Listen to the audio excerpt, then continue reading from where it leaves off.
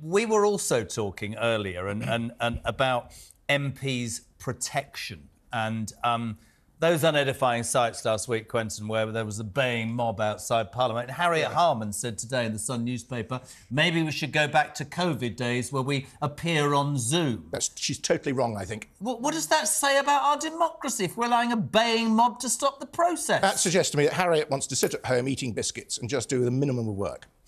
She doesn't want to do that. She wants to make sure MPs feel safe to do their job. The other thing about Harriet Harman is she's not very keen on hearing other people's points of view. And the whole point of Westminster is that it's a parliament where people come together. It's a collecting of the voices. That's what the word means. And you have to be there to listen to other voices. Yeah.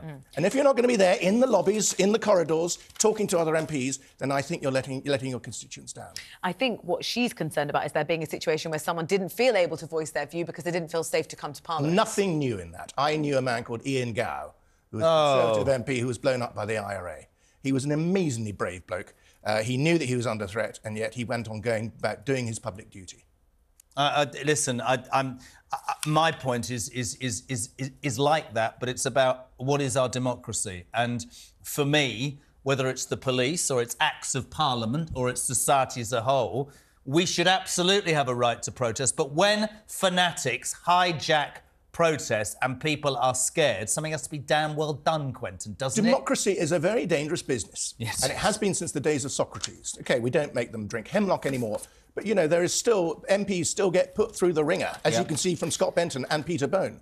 I mean, they will be feeling pretty miserable, those guys. And, you know, you've had a Labour MP and Conservative MP murdered recently. It is a dangerous business, standing up in public life, but it is an honourable pursuit. Should they be protected more when they're out and about? I thought Peter Carball put it really nicely earlier when he said all week we're in this high-tech, high-security, and then we go back to our constitution. Tobias Ellwood's family home was attacked.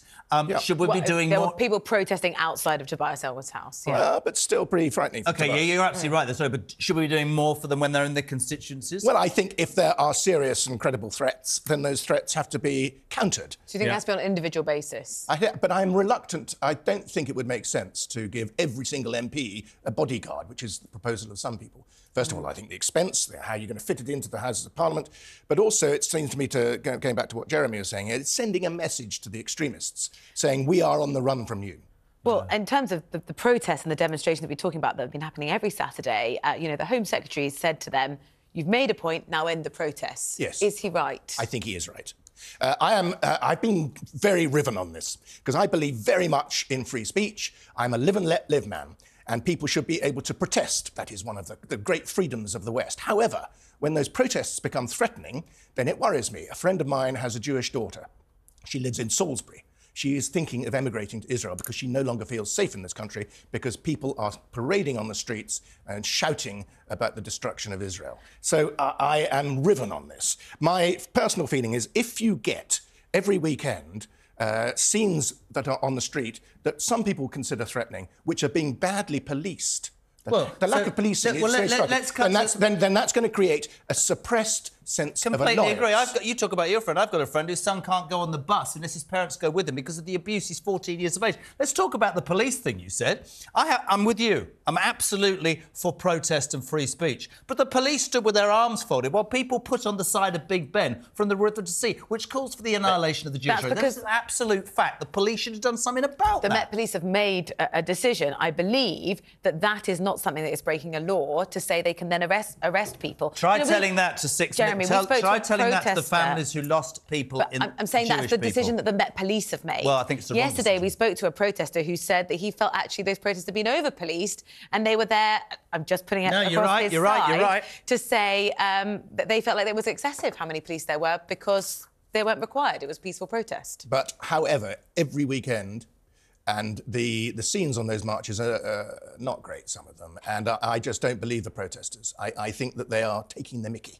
Some of them, maybe, but not all of them. If you're someone who's protesting to say you want to see... Have they not been hijacked by the fanatics, the opportunists, the people who... I always think that nowadays. You know, I think people professional protesters, professional moaners, whatever we want to call them, hijack these things. I'm sure there are genuine people, and I accept that's a democracy. I don't think there's a professional protester who's decided to hijack what's happening on Saturday. I think you don't think there are people who go out to find trouble? I think we're conflating different issues here. We need to be careful. And what the Home Secretary is trying to work out is how do you protect freedom of speech and people from intimidation at the same time? That is proving quite tricky. I like James Cleverly's tone. Good thing about Cleverly is that he is generally, he strikes a benevolent tone. And what really worries me about all this is that these protests every week, which I think actually are, there's quite a lot of agitprop going on there, agitation, professional agitation. What worries me about it is it's creating a great negativity in our politics. The way to get elected as a political party is to radiate sunshine.